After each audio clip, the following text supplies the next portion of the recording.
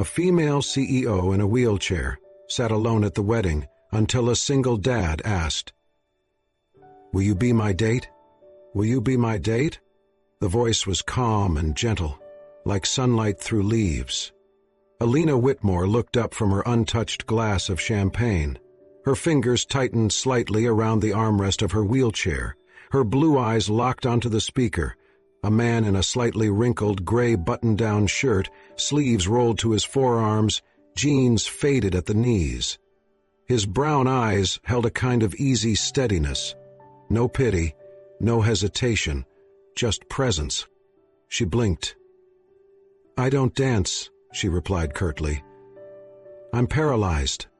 The words hung in the air. She expected backpedaling, an awkward apology. But the man only shrugged, his mouth lifting in a soft smile. "I didn't say you had to stand, to be my date." She didn't know what startled her more, the ease in his tone or the fact that he didn't look away. People always looked away. Next to him stood a little girl, maybe 3, in a lavender dress with ribbons tied into her curls. She held a cookie in one hand and a stuffed bunny in the other. Her big eyes were fixed on Elena, full of curiosity. Elena turned back toward the dance floor. Lights twinkled above the guests and soft music drifted through the evening air. The bride, once Elena's closest college friend, was laughing in her new husband's arms. Guests spun and swayed around them, full of joy. And Elena sat alone, the VIP seat, tucked behind a flower arch away from traffic. Her designer dress fit perfectly. Her lipstick was intact, but she felt like a ghost at someone else's celebration. Then, a gentle tug on her hand. "I'm Luna," the girl said seriously. "You can dance with me instead." Elena hesitated. "Sweetheart, Before she could finish, Luna reached up, laced their fingers, and raised their arms like a ballerina. With a giggle, she twirled underneath. Still holding Elena's hand, she grinned. "Now, it's your turn." Elena froze. For a moment, everything stilled. The music, the chatter, the weight in her chest. Kevin stepped forward, silent, patient. He gently placed his hand on the back of her chair and gave it the lightest turn. The wheelchair spun once, slow, easy, like a waltz in place. A laugh escaped Elena, soft, surprised, real. Luna clapped. "See? I knew you could do it." Elena looked down at their joined hands, then at her motionless legs, then back at Kevin, now crouched beside her. He wasn't crowding, just being there. Tears welled in her eyes. She started, then stopped, her throat tight. "You don't have to explain," Kevin said softly. "She doesn't ask questions. She just believes." Elena wiped the corner of her eye, trying not to smile, but it came anyway. "I don't usually do this," she said quietly. "I figured," he replied, glancing at the party. "You looked like you needed someone who didn't care how things are usually done." She let out a breath, deep, steadying. Looking at him now, the untucked shirt, the faded jeans, the worn sneakers, he was everything her old world wasn't. And yet, somehow, he felt like the only solid thing in the room. They watched Luna spin again, arms stretched like wings. "No one's asked me to dance since the accident," Elena said quietly. "Not once." Kevin's voice was steady. "Then maybe it's time someone did." Eleanor laughed again, softer, easier. And for the first time in a long time, she didn't feel like a symbol or a shadow. She felt seen. And in that moment, something shifted. Not because of pity, not because of grand gestures, but because someone, in a simple shirt and quiet voice, made her feel like she belonged again. If you believe that a small hand can lead a broken heart back into the light, hit that hype button, because this isn't just a story about a woman in a wheelchair. It is a story about being chosen in the moment you least expect it. And for Elena Whitmore, everything changed with one question. The morning after the wedding, Sunlight streamed through the small window of Kevin's kitchen, catching flecks of color on the page Luna was bent over. Her tongue poked out in concentration as she pressed her markers to the paper, filling in each line with bold, enthusiastic strokes. "Are you drawing the wedding?" Kevin asked, sipping his coffee. Luna nodded, but didn't look up. "No, I'm drawing us." Kevin set his mug down and leaned over the table. On the page, 3 stick figures stood side by side. One was clearly him. He recognized his glasses and messy brown hair. The second was Luna, in her puffy lavender dress, and the third was Elena. The wheelchair was drawn in bright purple. Elena's yellow hair was long and neat. Luna had even given her a sparkly dress. "See?" Luna pointed proudly. "This is me, this is you, and this is Miss Elena, our new friend." Kevin smiled. It was simple, sweet, but it stirred something deep in his chest, something that felt a little like hope and a little like danger. Later that day, as he strapped Luna into her car seat, he hesitated, then pulled out his phone. He had her name, but not her number. He'd never been the type to push, and Elena hadn't exactly screamed open for connection, but there was something in her eyes last night, just a flicker, that had haunted him all morning. The kind of flicker that makes a man believe in second chances, even if he's only got one shot. He made a few calls. It didn't take long. She was a CEO after all, public enough to track down. He sent a text. Simple. Careful. "Hi, Elena, this is Kevin from the wedding last night. Luna made a drawing of you, and she's been asking when she'll see you again. Could I send it to you? And maybe buy you a coffee sometime, if that's not too forward." He hit send, then waited. Elena stared at her phone. The message glowed in her palm like something fragile and impossible. She had just returned to her apartment, a sleek, high-rise unit with floor-to-ceiling windows and perfect silence. The kind of place that was supposed to scream success. All it did now was echo. She glanced up. The white wall across from the entryway was still blank. The same wall she had once stood in front of with Mark, her fiancé, picking out where their wedding photos would go. That was 2 years ago. He flashed. Twisted metal. Screams. Rain on asphalt. Mark's hand slipping from hers in the wreckage. The quiet beeping of a hospital room. And finally, stillness. She had survived. He hadn't. And with his death came the others. Friends who stopped calling. Colleagues who didn't know what to say. Whispers at charity galas. Pity in every glance.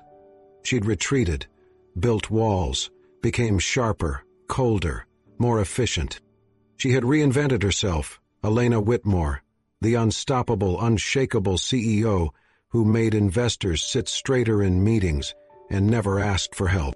But last night, someone hadn't seen the CEO or the wheelchair. They'd just seen her. Luna's voice echoed in her mind. "See, I knew you could do it." Elena's fingers hovered over the reply button. Then, almost before she realized it, she typed, "Hi, Kevin. I'd love to see Luna's drawing. And coffee sounds nice." She hit send. A beat later, another message came through. It was a photo. The drawing. 3 smiling stick figures under a sun that had a smiley face drawn inside it. A river. Family. The title scribbled in Luna's loopy handwriting. Elena smiled. It wasn't polished or practiced. It simply happened. The kind of smile that tugged at corners long unused. She leaned back in her chair, looking up at the white wall again. And for the first time in 2 years, she didn't just see what was missing. She saw a possibility. "Hey, wait, hold on." The voice cut through the noise just as the light turned yellow. Car engines revved impatiently. Elena's hands scrambled at the wheels, her breath coming faster as her wheelchair stuck between 2 uneven slabs of pavement on the crosswalk. The front caster jammed. She was stuck. And traffic was moving. A horn blared. She froze. "Don't move," the voice shouted again. Then he was there, Kevin, sprinting. He darted through the traffic like instinct, one arm raised to halt an oncoming car, the other reaching for her handles. "I've got you," he said, gripping the chair firmly. "You're okay." Before she could respond, he tilted the chair back slightly and navigated the stuck wheel over the bump with practiced ease.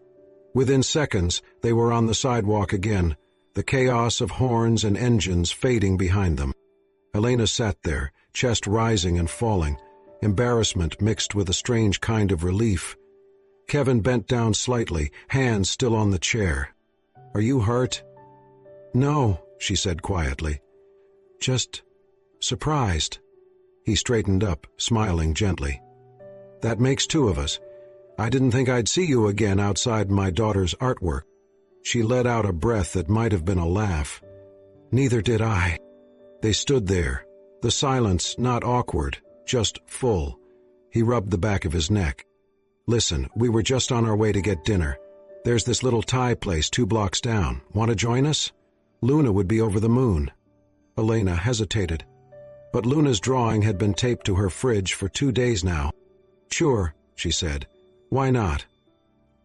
The restaurant was small, cozy, and painted in warm orange tones.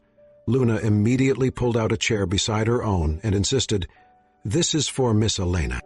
They ordered spring rolls, stir-fried noodles, and curry. Elena found herself listening more than speaking, and that surprised her. It had been a long time since silence felt safe. Kevin talked easily, but never to impress. He told her about his job designing inclusive playgrounds, the kind with wheelchair ramps and sensory walls. "I guess it started when Luna was born," he said. "I kept looking at the world through her eyes. She needed softness, so I tried to build some." She smiled gently. "You built more than that. She's wonderful." Kevin's expression shifted, fond, but a little wistful. "Her mom left when Luna was 1. Said she wasn't cut out for it. I think she expected me to give up, trade the struggle for convenience." Elena looked at him carefully. "And you didn't?" "No, I just figured Luna deserved someone who stayed." He said it without bitterness, just fact. Elena's chest tightened. She looked down at her untouched tea. "I used to think people leaving was a sign I wasn't enough," she said quietly. Kevin didn't interrupt. She looked up, blinking fast. "Turns out, they just weren't built to stay." Their eyes met across the table. He didn't try to fill the silence. And maybe that was what made her keep going. "I haven't talked about any of this in a long time," she said. "You don't have to," he replied. "You don't owe me the details." She swallowed. "But you still care?" He leaned in slightly. "Elena, you don't have to be strong to earn someone's respect. You survived something most people couldn't. That's more than enough reason for me to admire you." The words hit deeper than she expected, not because they were dramatic, but because they weren't. There was no pity in his eyes, no expectation, just quiet understanding. Her lips parted as if to speak, but nothing came. Her hands trembled slightly in her lap. And then, without warning, tears slipped down her cheeks, silent and slow, not because she was in pain, not because she felt broken, but because, for the first time, someone had seen the weight she carried and didn't ask her to prove it existed. Kevin didn't move, didn't panic. He just reached across the table, rested his hand gently over hers, and said nothing. And that was everything. The late afternoon sun filtered through the tree branches, casting a soft golden glow over the playground. It was unlike any Elena had ever seen. Ramps instead of stairs, swings with back support, textured panels for sensory play. Everything was built with intention. Inclusion wasn't a feature here. It was the foundation. Kevin stood beside her, hands in his pockets, watching Luna dart toward the climbing structure. "This one took 2 years to get approved," he said. They said it wouldn't be cost-efficient. Elena glanced at him, eyebrows raised. And? I built it anyway. She smiled. They moved toward a bench under a wide oak tree. Elena wheeled slowly, taking in the space. Children laughing, parents chatting, no stares, no awkward silences. Just play. You made this possible, she said. Kevin looked over at her. I just gave them what they deserved. She nodded, but her hands curled around the armrests of her chair. Her voice, when it came, was quieter. I used to go to therapy, physical, twice a week, for 6 months after the accident. He didn't speak, just listened. I tried, but the progress was so slow. My doctors didn't think I'd walk again.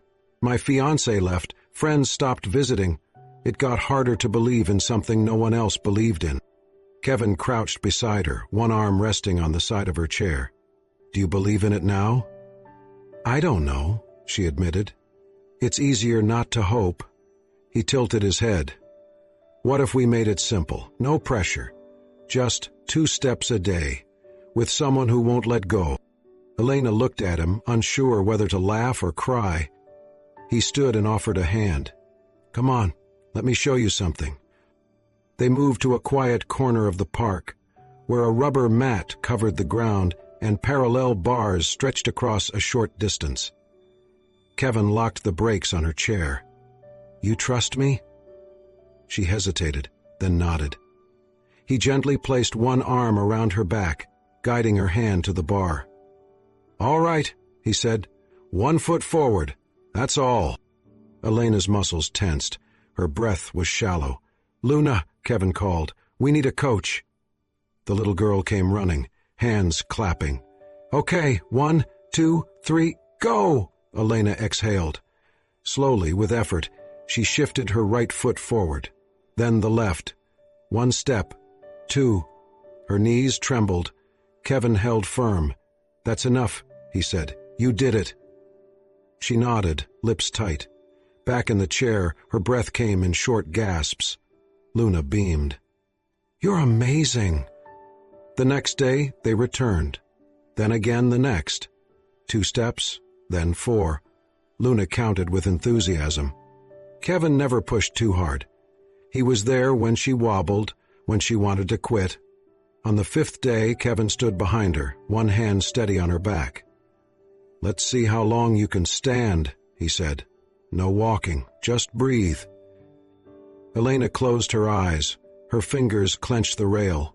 5 seconds. 8. Her legs quivered.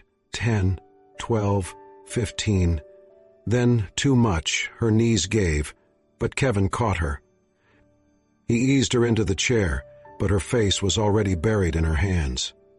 Elena, he said softly, kneeling.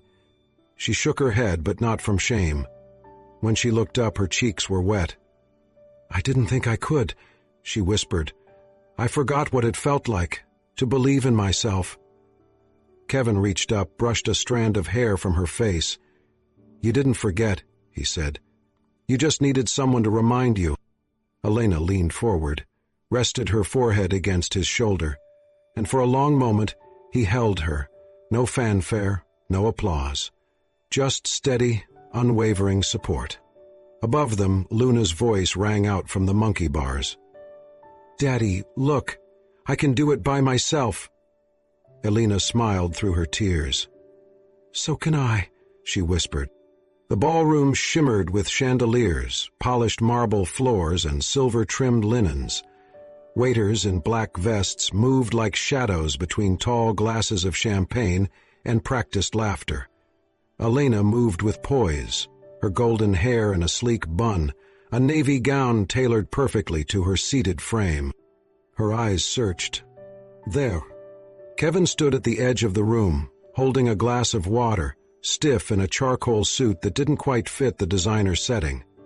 His tie was crooked, his gaze filled with both admiration and an unspoken question. Do I belong here? She rolled to him and took his hand without hesitation. Thank you for coming, she said. I've built jungle gyms for toddlers that feel less intimidating than this place, he replied with a wry smile. For a while things felt steady. Then came the whispers. Elena's date, is he staff? No, I heard he's a construction guy. Single dad, I think. Can't believe she brought him here. The sharpest came during dinner from Madison, a slick investment director with a polished smile. I didn't know you were dating, Madison said sweetly. So refreshing to see a CEO open-minded enough to date someone. Grounded. Kevin stiffened. Elena's fork paused. It's lovely, really, Madison continued. You could use someone. Normal. Humble. Kevin stood.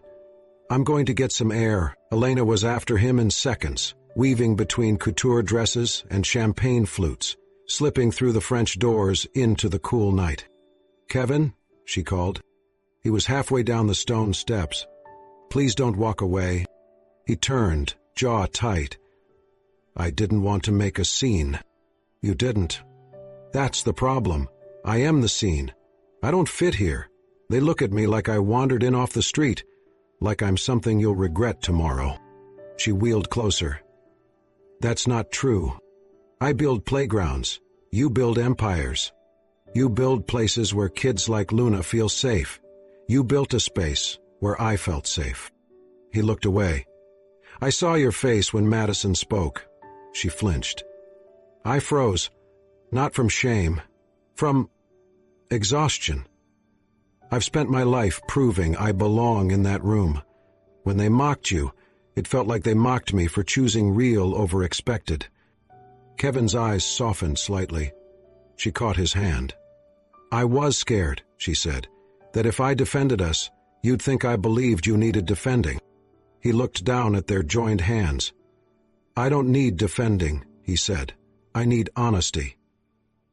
Her eyes shone. Then here it is. I'm scared. Scared that if I claim you, I'll lose you when things get hard. But if I stay quiet, I feel like I'm back on the sidelines of my own life. And I can't go back there. I won't. Her breath shook. I've spent 2 years hiding behind strength, but tonight, I'm asking you to stay, not because I'm strong, but because I'm finally brave enough to be afraid, and still choose you. Silence stretched, the breeze rustling ivy along the stone railing. Then Kevin stepped forward. He crouched, touched her cheek. You don't have to choose between their world and mine, he said. But I won't walk beside you in silence, not when you mean everything to me. Her voice broke. I'm sorry. He smiled softly. I just needed to hear that. What? She leaned forward, forehead against his. For the first time that night, she wasn't a CEO, or a woman in a wheelchair. She was just Elena, with the man who saw her, and this time, she wasn't letting go. Elena stared at the screen. The blog post was everywhere, reposted, retweeted, reshared, under headlines dripping with accusation. Billionaire CEO fakes paralysis for sympathy. Attached were old photos of her standing, taken before the accident, and a short, grainy video someone had recorded last week at the playground, showing Kevin helping her balance for a few seconds. No context, no explanation, just 15 seconds of shaky footage and 1,000 assumptions.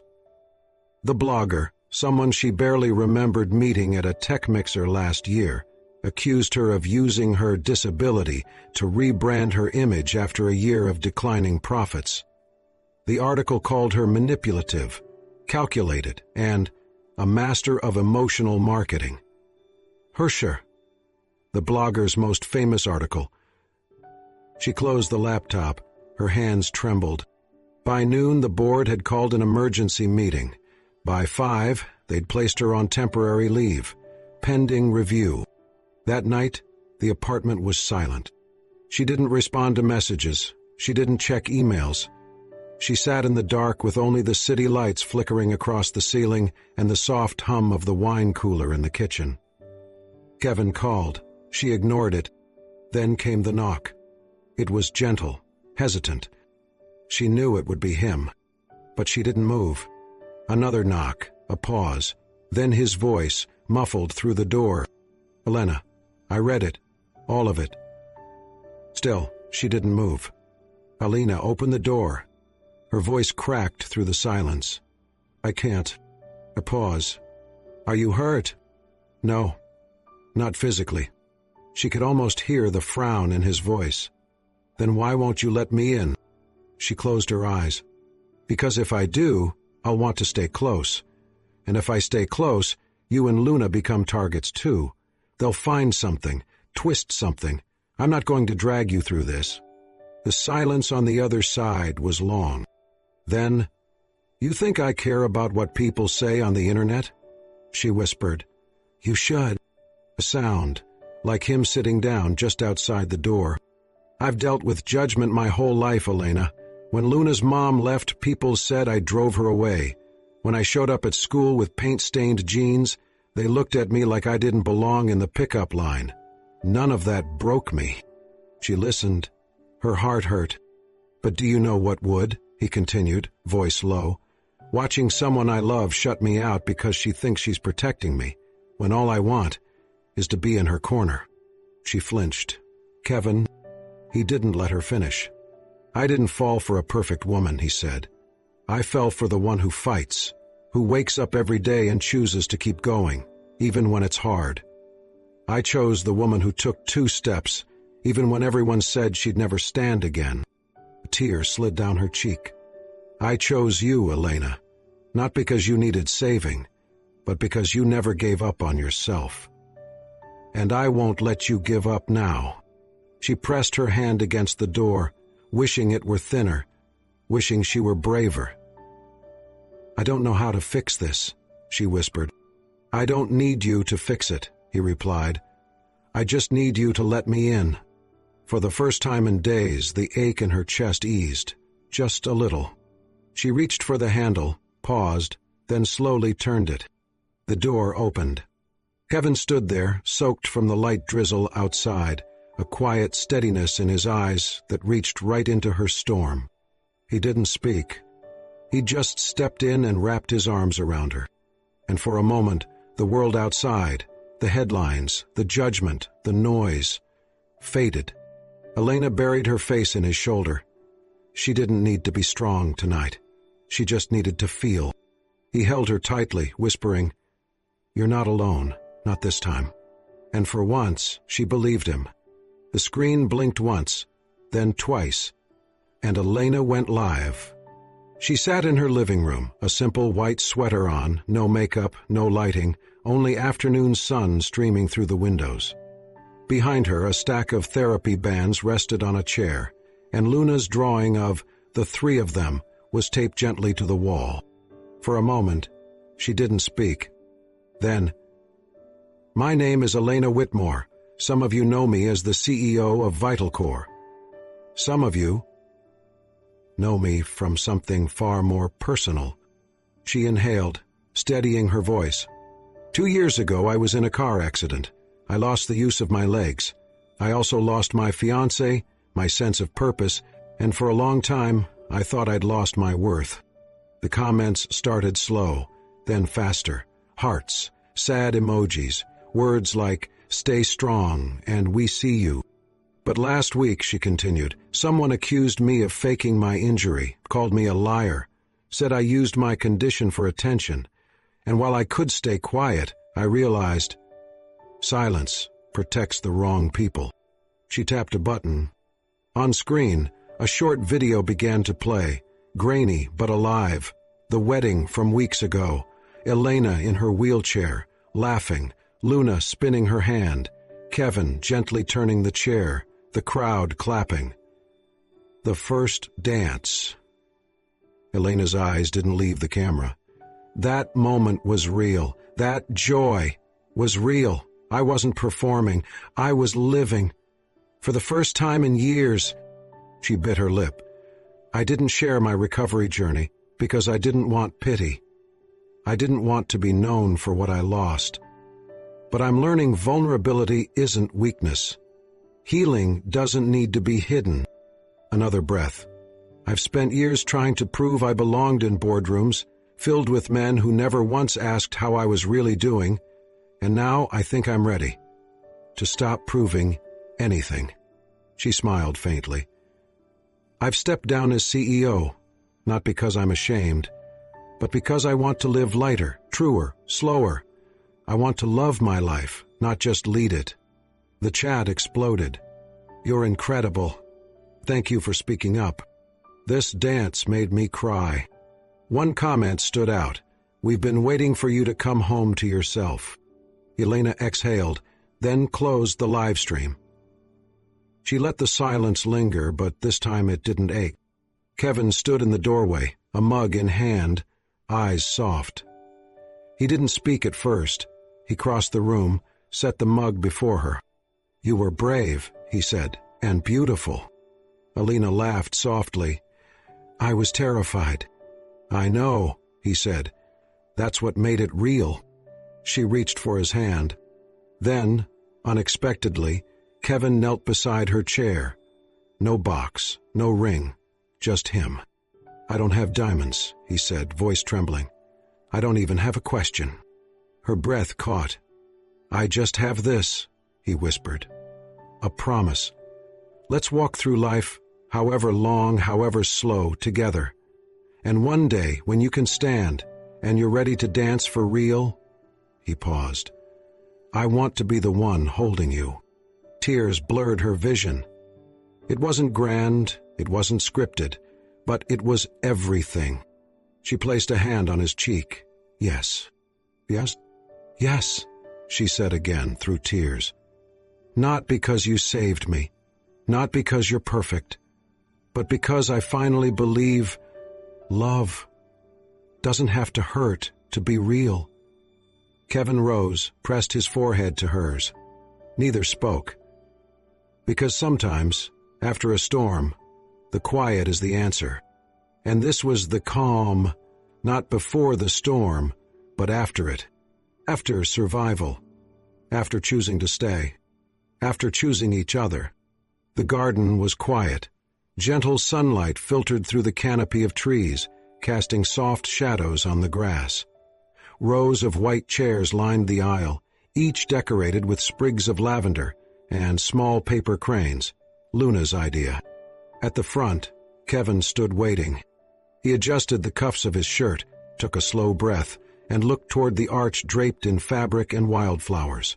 His hands were steady. His heart wasn't. Luna stood beside him in a pale yellow dress, tiny flowers woven into her curls. She clutched a basket filled with petals, swinging it slightly in nervous excitement. Then, the music began. Not the usual wedding march, but a soft piano melody, the same one that played the night Elena first laughed in his arms. Every guest turned. From the back of the garden, Elena appeared. She was wearing a simple, elegant gown, ivory silk that shimmered in the sun. Her golden hair flowed freely over her shoulders. But it wasn't the dress or her beauty that silenced the crowd. It was the way she walked, step by step, unsteady, trembling, but unassisted.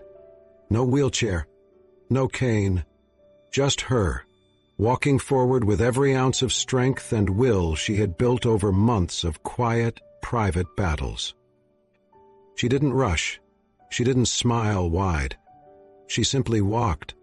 And Kevin, his chest tight, throat burning, stepped forward and offered his hand when she reached him. "You came to me on your own," he whispered. She nodded. "I wanted to walk into this, fully, not as someone needing to be rescued, but as the woman I've become." Kevin pressed her hand to his heart. They turned toward the officiant. Bows were exchanged, simple, honest. Promises not to be perfect, but to be present. To hold space, not expectations. To forgive, to grow, to choose each other, again and again. And then Elena turned to the guests and smiled, this time fully, radiantly. "Now," she said, "shall we dance?" The music shifted, slow and tender. Kevin gently wrapped his arms around her, supporting her back just enough to steady, not to hold. Elena leaned in, resting her cheek against his shoulder. They swayed. It wasn't graceful, in the traditional sense. Her movements were cautious, and his hands occasionally adjusted her balance, but it was theirs. Real, earned. Luna clapped quietly from the side, beaming, and whispered to a nearby guest, "She's dancing for real. I told you she could." Elena tilted her head up and looked at Kevin. "I danced with you in my heart long before my feet could do it," she whispered. "And I've loved you long before this moment," Kevin replied, brushing a kiss to her forehead. The guests watched in silence, many with tears in their eyes, not from pity, but from the quiet awe of witnessing a love that had been tested, forged, and chosen. Because this wasn't just a wedding. It was a homecoming. For a woman who refused to let tragedy define her. For a man who didn't run when love became complicated. And for a little girl whose innocent faith in goodness had sparked it all. As the song played on, Alina closed her eyes and breathed in the moment. Not the applause, not the attention, just the feeling of being whole, of being loved, of finally being free. Thank you for joining the journey of Alina, Kevin, and little Luna. A story not just about love, but about healing and the quiet magic of being seen. If you've ever stood alone like Elena, chose kindness over comfort like Kevin, or believed in someone like Luna, this story was meant for you. Tap the hype button to support soul-stirring stories and subscribe so you never miss the moments that remind us. Even in a broken world, beauty still finds a way. You are seen, you are worthy, you are worth loving.